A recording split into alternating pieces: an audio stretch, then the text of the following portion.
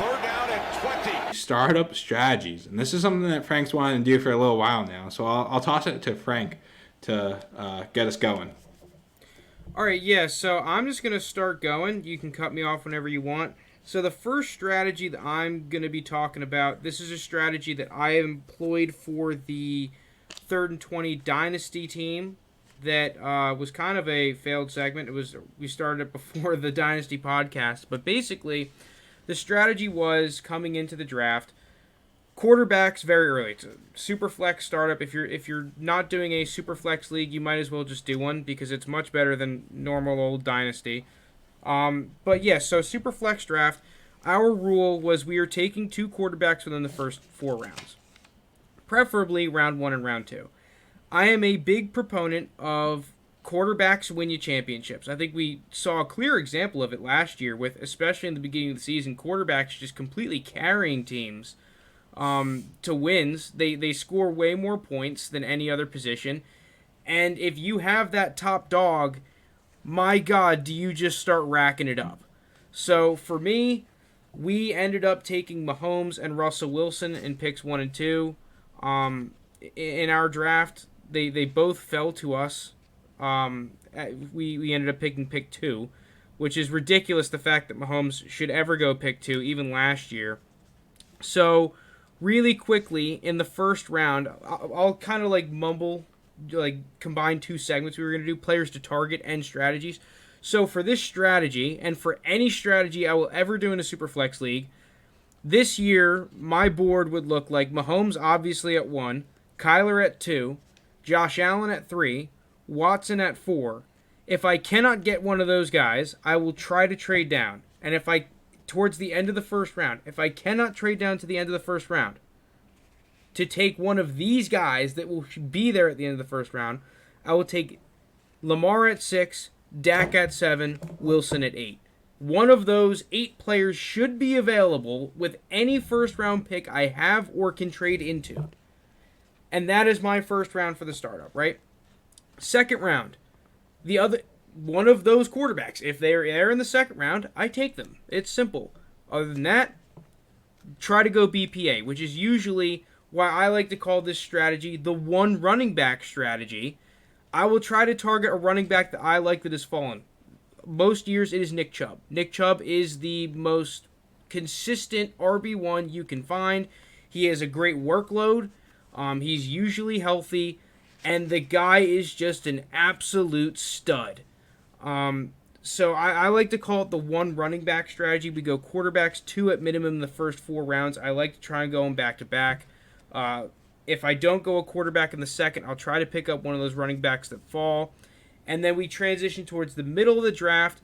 I like to use usually rounds 3, rounds 5, sometimes round 6. Last year we were able to pick up Stephon Diggs in round 6, so it was good value. It does depend on the value to pick up receivers. I think if you can build yourself a very high-quality receiving core in the middle of the draft, not only does it improve the floor of your team, it adds some longevity to your team. So you're not completely risking it all on running backs and having to deal with that variance of busting.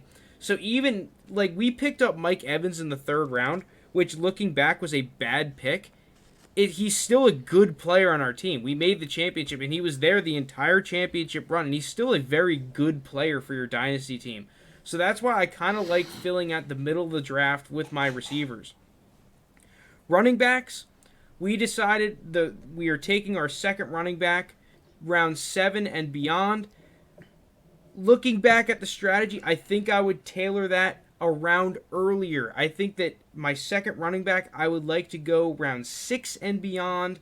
Just try and fill it in BPA. And then lastly, I've always had this strategy. I pick tight ends for value. I will look at a tight end that I want. Last year it was Noah Fant. I will look at his ADP. Last year it was the end of round 8, somewhere around round 9, right? Somewhere 8, 9, 7, late 7. And I will go and trade up for him or pick him half a round early. I'll have one tight end that I heavily target and then a backup tight end, 1 or 2 backups, and I will target those guys just for their value. And I will be very happy about it. Other than that, I'll kind of go into my rules for all startups, and then we can kind of go into what you guys think and other strategies. So the first rule I just said, tight end for value.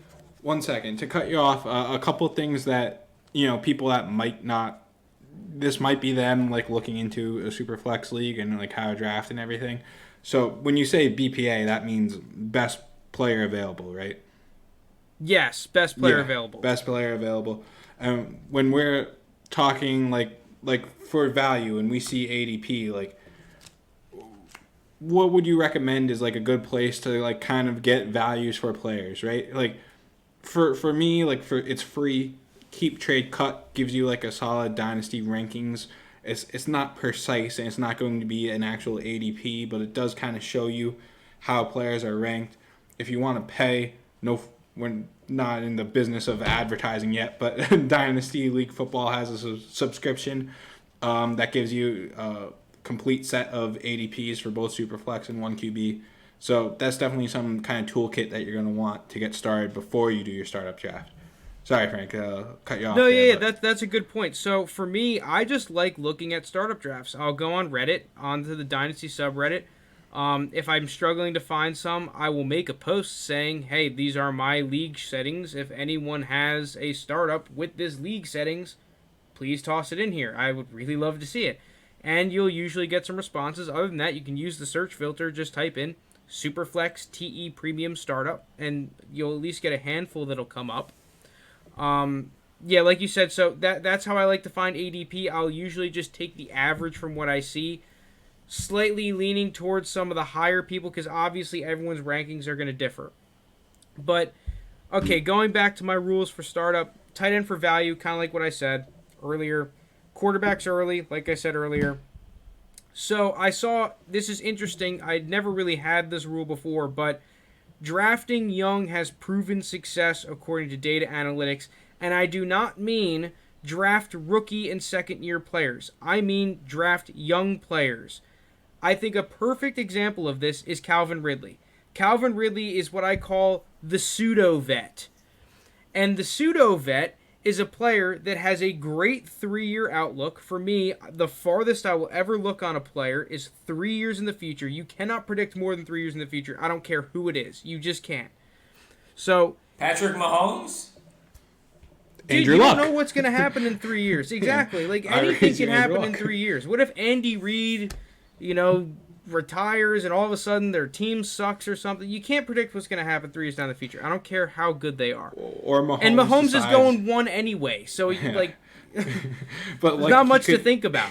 He could decide to join a monastery and become a monk or something, or a priest. Like, just give up football. So yeah, we saw that with Andrew Luck. Not the same, but similar. Calvin Ridley, great ADP. He has proven success. He's still a young player with a good 3-year outlook. So I think these pseudo-vets are good.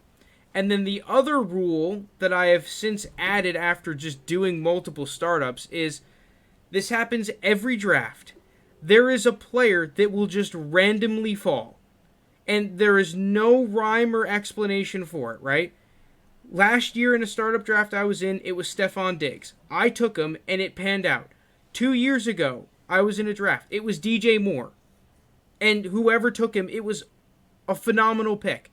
You will see that there is one of these players that just randomly falls like a full round below or above their ADP, whatever it is for them falling in the draft. Take that player. It always pans out. I don't know why it happens. It just does.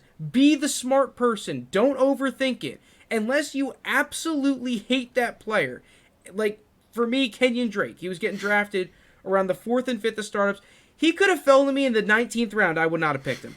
But if it's a player that you're just average on, just don't overthink it. Just take him. You can have all these stupid little strategies, but the one that always prevails is playing like water. Just be flexible. If you're going into the draft thinking, I'm taking Lamar at 4, and then all of a sudden a clearly better player is there, just don't be an idiot. Just take the clearly better player. Yeah, I don't know. I think you've really given some very helpful insight into what a Superflex startup should look like, what your draft strategy should be. Now, Jake and I were kind of debating this earlier before the podcast, right? And I think we kind of both agree that, like, your first round pick should kind of dictate your draft philosophy, at least like a general idea. But we kind of go about it different ways of interpreting it, and who's to say who's right, who's wrong yet. But my thought process is, if you're going to go and you're going to pick a Christian McCaffrey in the first round, and you're not going to pick a quarterback, like, your time to win, in my opinion, and Jake can then rebut this, but your time to win, in my opinion, is now. Like, you've got 2, maybe 3 years of just, assuming he's healthy, like a cheat code at the position, where you should be, kind of more targeting those kind of veteran players that are likely going to be falling a little bit due to their age. So like an Aaron Rodgers, like a Tom Brady for quarterbacks, not necessarily just going veterans and old players that are going to be out of the league in a couple of years, but like you could get some really decent points value at those positions at that time. I think Jake has a different philosophy in regards of maybe play it safer if you want to go and kind of give your idea on that, Jake. I mean, you kind of touched on it a little bit. I think we may have been talking past each other a little bit before, but like I said, like JT said, if you take Christian McCaffrey, your window to win starts now. It started actually 2 years ago, but in that case, you have to build a team around Christian McCaffrey that is also capable of winning now. That means you're not going to want to take a developmental guy or a guy that has an iffy future. Maybe their quarterback might retire as a receiver, and you don't want to go that way. Like if you take Christian McCaffrey, I would not want to take Michael Thomas, who we don't know what's happening with Drew Brees, Jameis Winston, guys that are very uncertain. I would be more inclined to take, a Russell Wilson, who's going to come out and he's going to put up, around QB 7 to 10 every single year for the next 3 to 4 years, pretty steadily. I think that gives you just a high floor team around Christian McCaffrey that it really boosts your chances to win. I think, trying to swing for the fences on overdrafting a rookie and hoping he's the next, Jonathan Taylor, or hoping he's the next Justin Jefferson is just a move that I would not do if I took Christian McCaffrey in the first round, just because if he busts, then your window to win is over. You lost it. It's done. There's no chance to coming back from that. You would have to sell Christian McCaffrey and start over immediately. Yeah, so one of you guys said before the episode, and this is just so true for startups, the first couple of rounds of the draft, 3 to 4 rounds, you draft to not lose, because that is the point of the draft. If you fuck up one of those picks really badly, you are screwed for years to come. I'm in a league, poor guy drafted Andrew Luck at pick 8, and he's never recovered.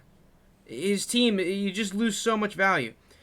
You win in rounds 5 and beyond.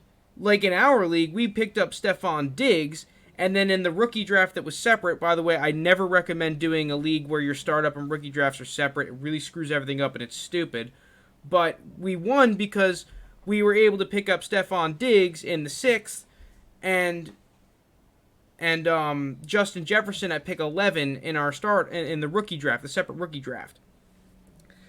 So that's something you really have to keep in mind. Like, you don't want to be going crazy balls to the walls risky with your first round pick, which is why I always try to take a good quarterback. I have targeted Russell Wilson in every startup I've done for like the past 3 years, and it has never failed me. I have him in so many leagues, and he is so damn consistent for his price, you won't find a better player.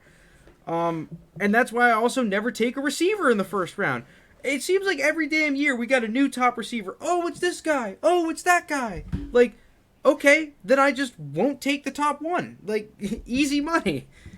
Yeah, I mean, I think I was the one that said it before the draft, but that's like my golden rule. You can't win a league in the first 4 rounds, but you could definitely lose a league in the first 4 rounds. 100%.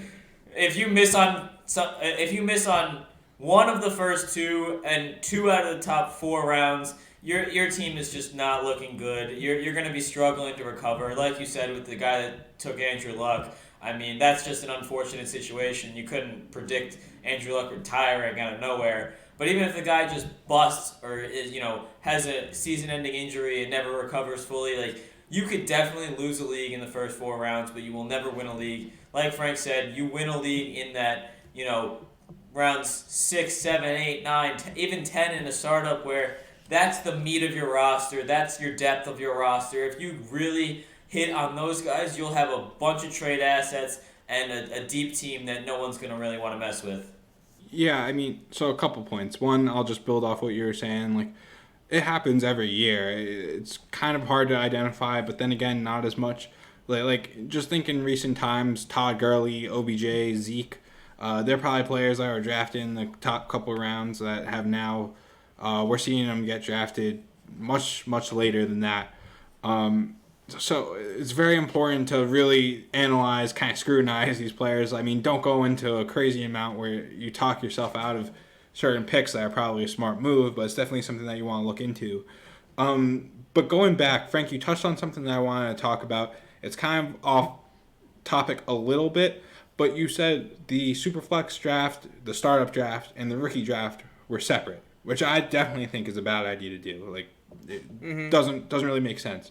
My question is, though, if you're in a league that wants to draft right now, which I'm sure a lot of leagues do, like you probably were in just your normal fantasy football league, or you're switching from a normal 1 QB league to a 2 QB league and you just want to start over, whatever it is, you might want to start drafting right now.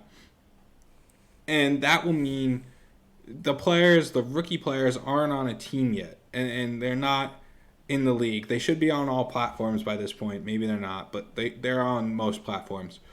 My question is, do you then draft those players? Do you put them in the startup draft, or do you put like the rookie picks in the startup draft? Like rookie pick 101, you could pick somewhere in the second round or something.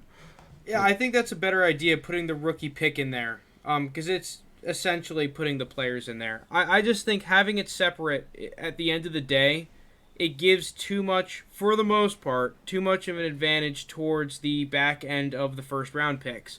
It's always different. Like, it didn't help. You're saying this because the guy that had 112 in the startup had 101 in the rookie draft. Is that yes, what you're saying? That's how it usually works. Now, it panned out for us. Now, we had also planned around this. So we were able to pick up Mahomes, and then we had planned around taking at 111 and 202. Basically, we wanted Justin Jefferson and Brandon Ayuk, which it heavily panned out, right? I mean, it could have easily have just been Jalen Reagor and Brandon Ayuk, and then we would have been screwed. So that definitely panned out. But, like, that whole thing, just generally speaking, in most drafts, you can get a good running back in the early part of the draft, and those running backs have been climbing in value in startups. It used to be that unless there was like a Saquon, they weren't going in the first 2 rounds. Now we generally see those top rookie running backs going towards the first 2 rounds. I think this year you would see a Najee Harris around round 3 somewhere. So being able to pick up that on top of the snake, the turn, in like 112 and 201 is way too absurd. It's way too much value. It lopsides the league.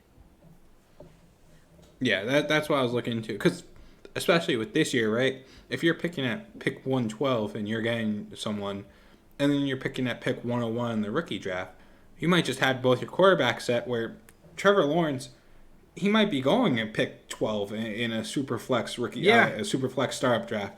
So you're getting him at pick 101 in the rookie draft. So you're just doubling your first round picks, which is an insane amount of value. It shouldn't happen. We're definitely against it. We're not proponents of it. Yeah, what were you going to say? This brings up a good point, though, because I did want to touch on this in the startup section. There's 2 things I want to talk about. We can do it in either order. The first is trading, and the second is dart throws, later round picks. What do you guys want to do first? Let's do dart throws.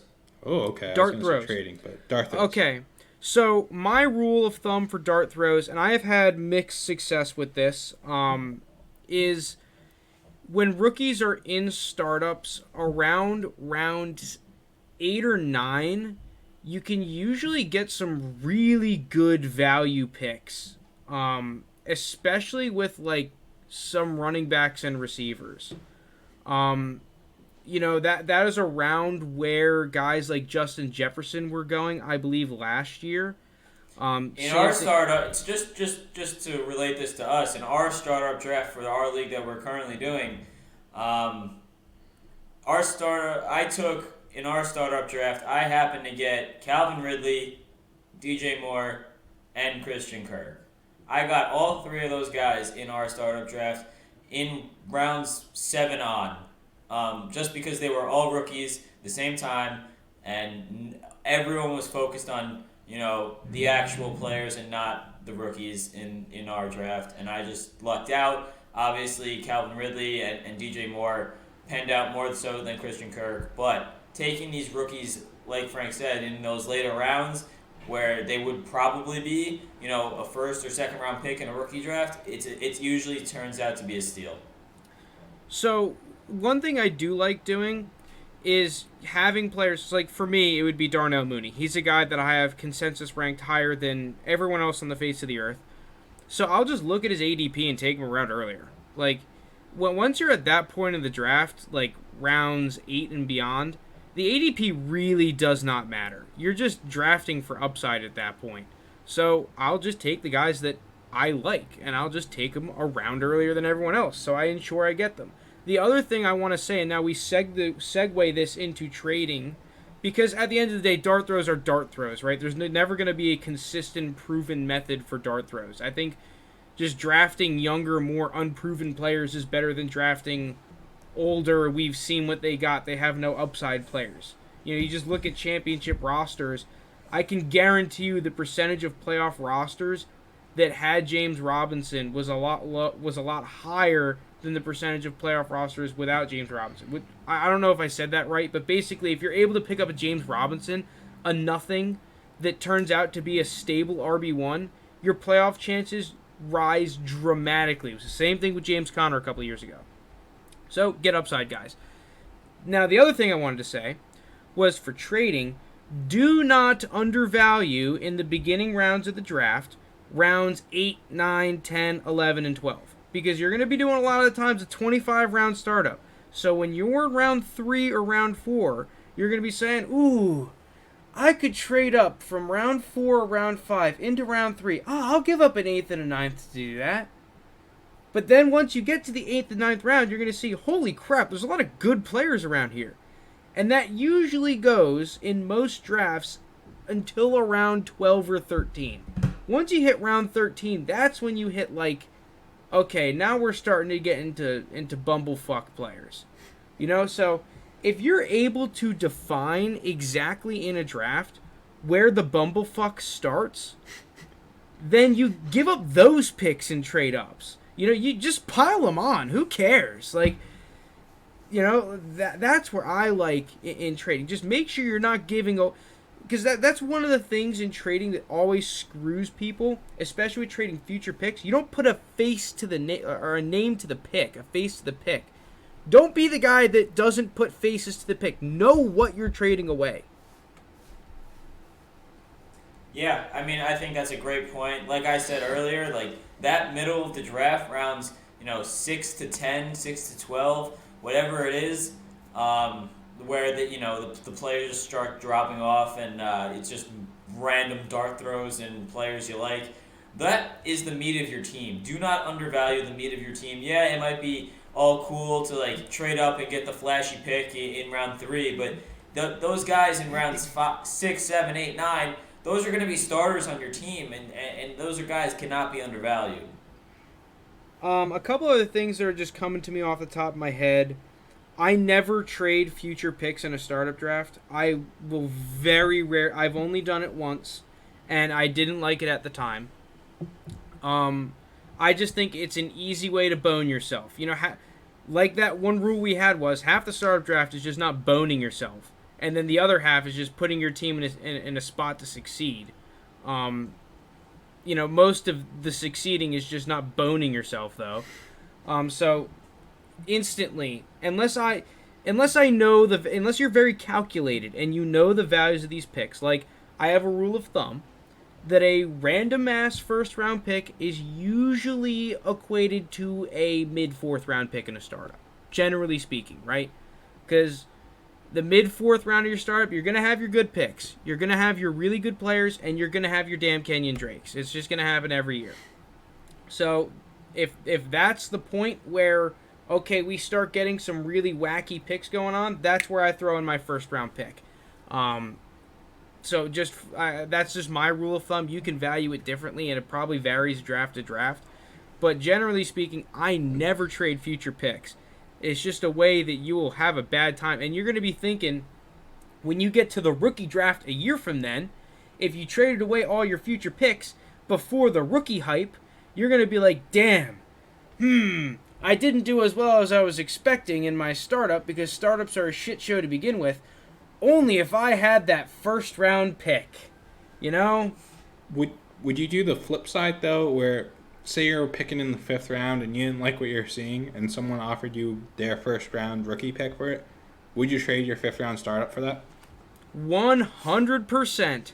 I saw a dude, in a startup. I forget exactly who the players were for, but basically he traded from pick 1 to pick 2, and he picked up a first round pick.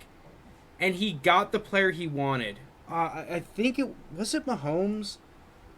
It was either like Mahomes or Rodgers. He wanted a quarterback in a Superflex league, and he just traded down a pick, got a first round pick for it, so the other guy could take like a Saquon or something. Got the quarterback he wanted, and then was set. He's been one of the best teams in the league ever since. He's obviously a very calculated player who knew what he was doing. And I just want to harp it for a Superflex league. You're not going to get a better time to buy the damn quarterbacks in the startup draft. I saw there was a stock trader that got into fantasy football, and he developed a strategy that I've seen employed where he will draft 5 quarterbacks in a row, just to create a huge void in the market with the high-quality quarterbacks. That is a completely valid strategy. Now, I think that's better if you're buying in for the long haul. If you're doing a draft with a bunch of random people and you don't know how long this league is going to go on, then you have to discount future picks more and discount strategies like that more, because you don't know what the hell is going to go on in 5 years if you're going to be in the league or not. Whereas if you're in a league with a bunch of your buddies, or maybe it's like a high stakes league that you know, okay, 5-10 years down the line, this league is going to be going on, then those strategies become a lot more viable, and the discount on future picks should become a whole lot less. So, with that in mind, that's how you should value the future picks a little bit in these drafts. So some guys out here offering like, oh, I'll give you a 2024 second rounder, or a 2027 second rounder. Like, okay, well, if I don't know the league is going on, then fuck that. But if I know the league is going on, that's great value down the road. Yeah. Anything else we have to add to the startup strategy, or anything in general? Really quickly, we can go into players we want to target. Okay. I think we kind of hit it when you did it, and you said you wanted all the quarterbacks, basically. Dude, I cannot harp it enough. Because I've just done, this is a strategy I've done. I think other people are catching on, because I've just seen the ADP of good quarterbacks has risen. Because, I've seen drafts like last year and 2 years ago where I was able to get Russell Wilson in the later parts of the second round. Now I see he's what I had him worth as like a late first round consensus pick, and I see him going there. Like, I saw like Dak Prescott in some drafts to go in the second round. And do not panic. Like, if your league mates are not drafting quarterbacks early, then just snatch them up, dude. And that's this kind of the last thing I will say about startup strategies, right? Because we had talked about trading down a little bit, but not necessarily trading up. If you look online, a whole lot of people will bash trading up. And for good measure. Every single data analytics source will usually say, unless you are getting a complete bargain for the trade up, if it's a fair value trade up, you're usually losing. Because picks in general are dart throws, so having more dart throws is always better than having less. It's how it works in the real draft too, in the NFL. And teams know this. But I think that trading up is becoming a little bit more viable with the recent trend of things, especially in Superflex, mainly only in Superflex, because people are realizing how important quarterbacks are and how scarce the good quarterback market is. When you look at consensus rankings, there are like 8 quarterbacks that I value as first round picks, like 100% value. If I can get 2 of those and trade up for 2 of the, like, if I have to trade up for one of those guys, dude, fuck yeah, I will trade up for one of those guys. Like, I will give up some later round dart throw picks so that I can get my 2 quarterbacks that I know can carry me to a championship. Yeah, I agree. Quarterbacks in a Superflex league. So where it's where the money is